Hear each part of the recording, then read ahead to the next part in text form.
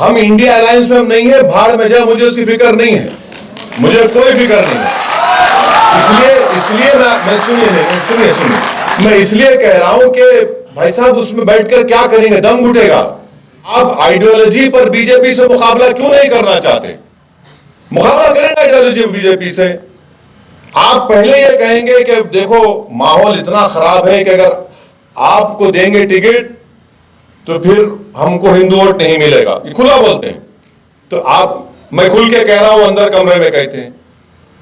अच्छा, फिर आप देखिए कि राहुल गांधी अमेठी से क्यों हारे और वायनाड से क्यों जीते? वहां पे असदुद्दीन ओवैसी नहीं लड़ा इलेक्शन, वहां डील नहीं हुई मेरी बीजेपी से।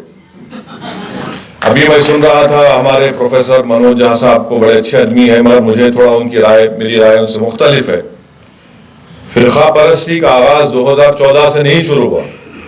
अगर आप वो किताब देखेंगे तो कभी भी 2014 से पहले तक मुसलमानों को पार्लियामेंट में उनकी आबादी के तनासुब से उतने एमपी जीतकर कभी नहीं आए। जो हाईएस्ट जीते वो 1980 में और फिर उसके बाद 1984 में और 2004 में। तो ये कहना कि नहीं 2014 से ही ये तमाम चीजें शुरू हुई है, 2014 से चीजें शुरू हुई है। और जो कहते हैं वो इसलिए कहते हैं कि 1950 से जो फिरका परस्ती है उसको छुपाना चाहते हैं। जो लोग आपके सामने कहते हैं कि 2014 से माहौल खराब हुआ है, वो ये नहीं बताते कि माहौल 52 में भी खराब था, 56 में भी खराब था, 62 में भी खराब था, फिर इमरजेंसी में भी खराब था। माहौल खराब ही था, माहौल अच्छा नहीं हुआ। ये इस बात को आपको मानना पड़ेगा। अब जाहिर है यहां पर बैठने वाले लोग जो इन सेकुलर पार्टियों को चाहते हैं, मुझे यकीन है कि आपको तकलीफ होगी, मगर सच्चाई यही है कि फिरका परस्ती 1950 से शुरू हुई। फिरका परस्ती आज भी अपने उरूज पर है और कल भी रहेगी। फिरका परस्ती से मतलब क्या है कि जब मुसलमानों को वोट डालने का मतलब आता है, मामला आता है, तो सब बोलते हैं कि नहीं मियाँ जी वोट नहीं दे सकते। ये खुली बात मैं आपसे कह रहा हूं, या आप वोट नहीं दे सकते, हम मगर जब बरादरी की बात आएगी तो यकीनन सब वोट देंगे। मगर जहां पर मुसलमान की बात आएगी बोलेंगे नहीं वोट नहीं देंगे।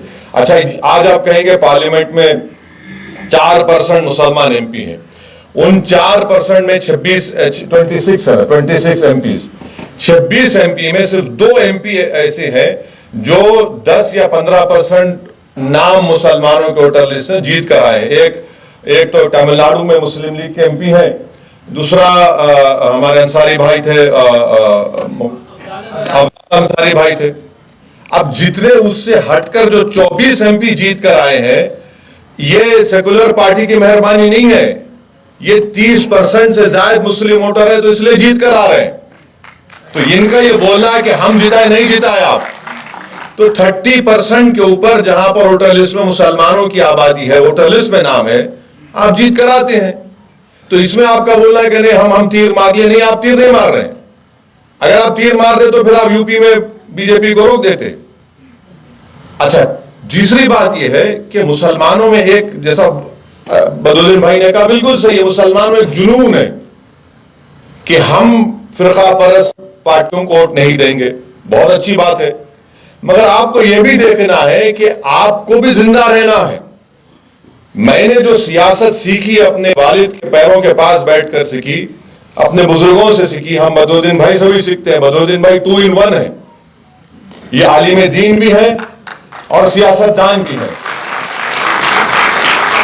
तो जहां पर बदरुद्दीन भाई का काम मुश्किल में पड़ जाता वो दुआ देके फूंक देते हैं, जो मैं नहीं कर सकता, मेरे पास नहीं है। मगर आप देखिए कि ये आलिम दीन है और एक प्रैक्टिकल आलिम दीन है। ये उसमें फंसे हुए नहीं है उस डिबेट में।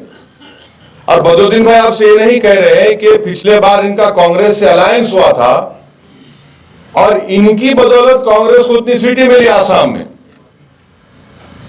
और जब इख्तिदार नहीं मिला कांग्रेस को तो नतीजा आने के 24 घंटे नहीं हुए, मैंने अपने कान और आंख से सुना कि कांग्रेस के लीडर बदरुद्दीन भाई को बदुआ दे रहे थे।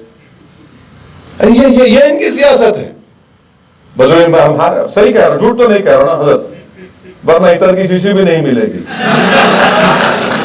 लेते नहीं है, इनसे खुशबू मांगो बोलते मैं दुआ दूंगा, पढ़ के फूंक दूंगा। तो कांग्रेस ने ये काम किया। तो ये चीज आपको देखना है। अब हम इंडिया अलायंस में हम नहीं है, भाड़ में जाए, मुझे उसकी फिक्र नहीं है, मुझे कोई फिक्र नहीं है।